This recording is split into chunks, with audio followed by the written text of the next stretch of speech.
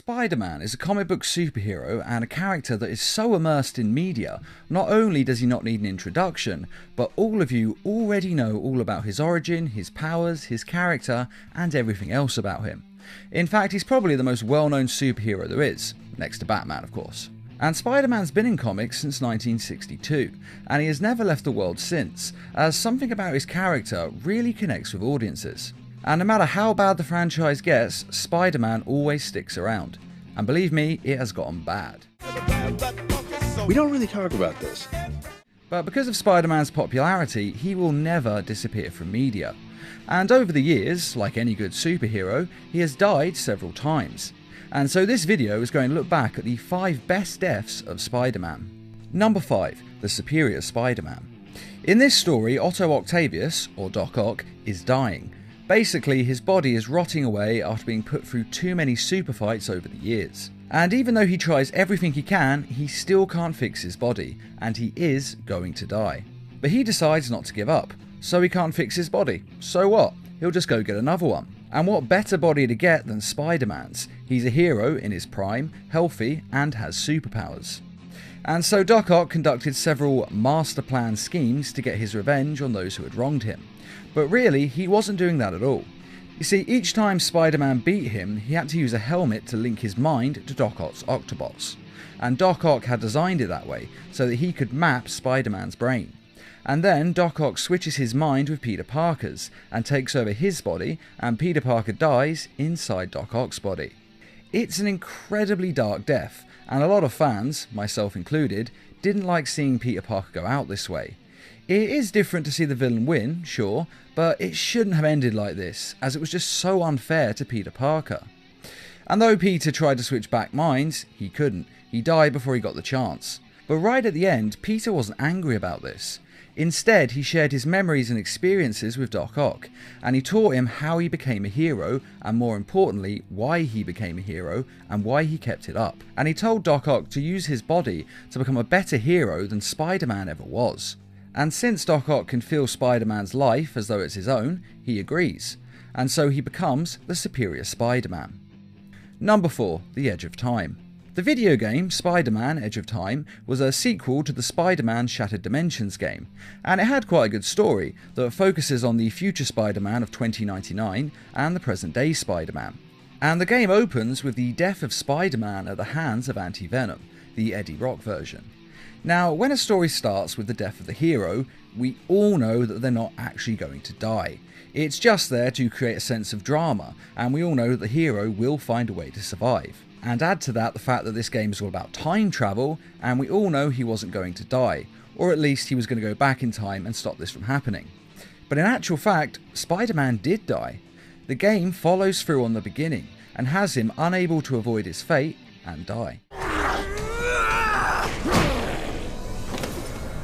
Now, this would have been quite impressive, if not for the fact that he is then taken to the future, and the future medical tech is able to bring him back to life. Some might say it's a bit of a cop-out, but I actually think it's kind of impressive that they had him die in the first place, and not just go back in time and change it with the time machine. Yes, going forwards in time isn't much better, but it is a little better.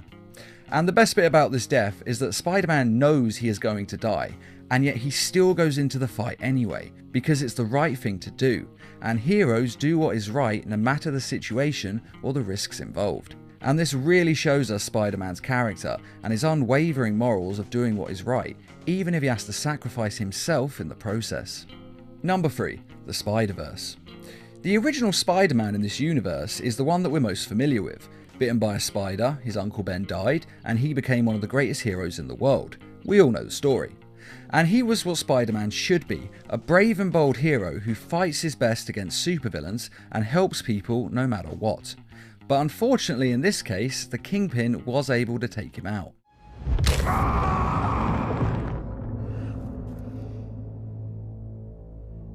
Get rid of the body. Now, he only appears briefly in this film, but he makes a great impact, especially on Miles Morales. Because Miles only becomes a hero because Spider-Man is gone and the void needs to be filled. And though other Spider-Men from other universes helped train him, I honestly think the one who had the most influence on his life was the one who died, as he showed him what it meant to be a hero, what you had to give and the risks involved. And without him dying, then Miles would have never become Spider-Man, as it's not the life that he wanted.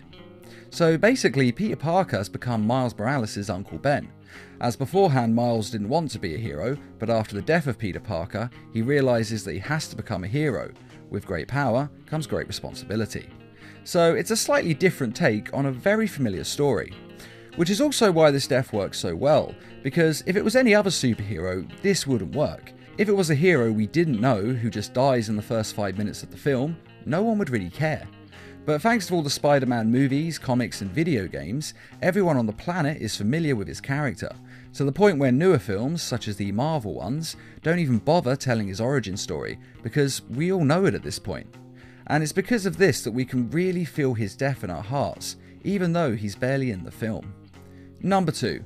The Snap. When talking about the death of Spider-Man, Thanos' finger snap has to be mentioned. One of the best superhero movies ever made that sees Spider-Man teaming up with a host of other heroes.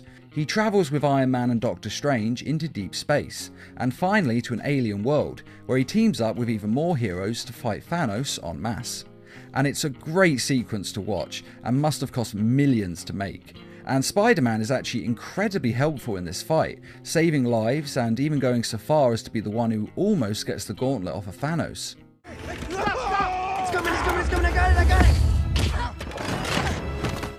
But as we all know, Thanos ultimately gets all the Infinity Stones and enacts his plan of wiping out half the universe, because apparently, according to Doctor Strange, it's the only way to defeat him.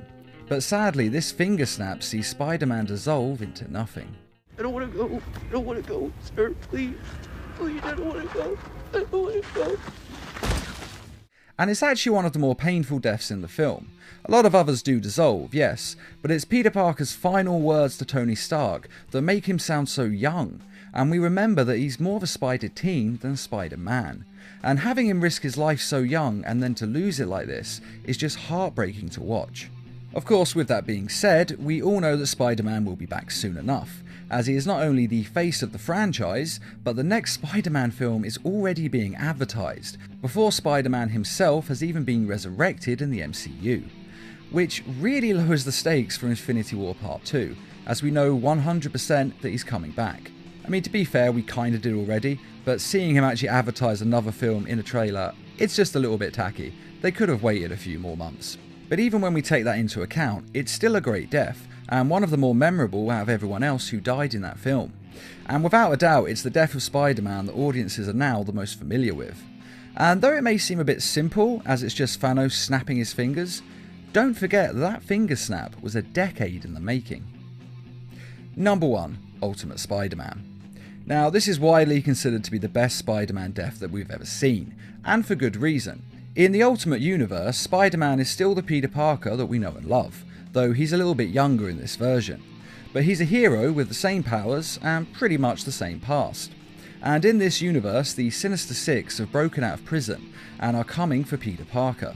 Not Spider-Man, but Peter Parker, as they know who he is and more importantly, where he lives.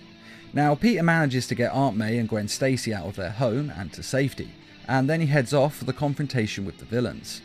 And his end really begins on the way there when he takes a bullet intended for Captain America. And obviously a bullet wound is the last thing he needs when he has to go fight some of the most powerful supervillains in the world. But he is Spider-Man, and so he manages to work up the strength to stand. Now, he can't go to a hospital without giving away his identity, so instead he webs his wounds as closed as possible and gets web-slinging home. He could have obviously gone somewhere else to get patched up, but he desperately needs to get home because he's scared they're going to hurt innocent civilians. And I have to say that doing all of that with a bullet wound takes a willpower made of iron. And then when he arrives home, there is a truly epic showdown, which sees Electro, Sandman, Vulture, Kraven and Norman Osborn versus Spider-Man and the Human Torch and Iceman, who at this point in that universe have been living with Peter Parker. Now, you may have noticed I only listed 5 of the Sinister Six there, and that's because Norman Osborn has killed Dr. Octavius. When the Doc said that he didn't want to waste time killing Spider-Man, he just wanted to get on with his life. But the fight with the Sinister Five still has quite a few eventful moments. But my favourite moment is without a doubt when Aunt May returns, gun in hand, and guns down Electro.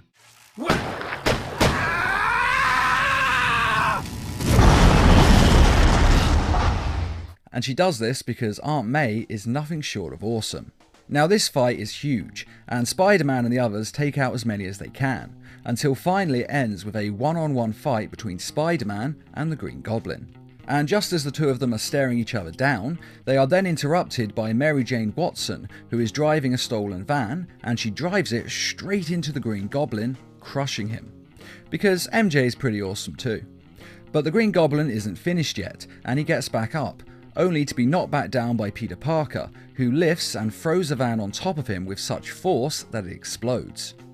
And this final feat of strength takes the Green Goblin down, which is good, because it also took everything that Peter Parker had left, and he collapses to the floor and dies from his injuries. And he dies happy, because he is able to save his Aunt May's life. He couldn't save his Uncle Ben, and the guilt of that defined the rest of his life, but this time he does the right thing and he saves his Aunt May, and he is able to die in peace, safe with the knowledge that his mission is complete. It's a very touching end that is actually very well written and thought out, and with Miles Morales taking over the mantle of Spider-Man, it wasn't just a normal, okay they're dead but they'll be resurrected in 6 months. Instead of this, they actually made a very emotional story about a hero who's willing to sacrifice everything to save those that he loves. And killing off Peter Parker like this for real was a great move to my mind, as it shows us that the stakes on these heroes' lives are real, and these people are truly heroes as they are willing to give their lives to save others. I do actually like the character of Peter Parker, and I did want him to survive, but I like it even more when writers follow through on their deaths, as I'd rather that a character either stay dead or just never die, rather than have them pop back to life every 5 minutes. And also, like the Spider-Verse film, Peter Parker's death led to Miles Morales taking over the mantle of Spider-Man, in an attempt to live up to the Peter Parker legacy. And personally, I think having him take over as the new Spider-Man was a fantastic idea, because Miles Morales is actually one of my favourite Marvel characters. And that is Spider-Man's 5 greatest deaths, though I'm sure we will have different opinions on which one of these deaths was the best. So which of these deaths was your personal favourite?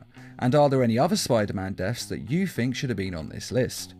Be sure to let us know in the comments, and I'd just like to say a quick thank you to those who made this video possible by donating to the Needlemass Productions page on Patreon.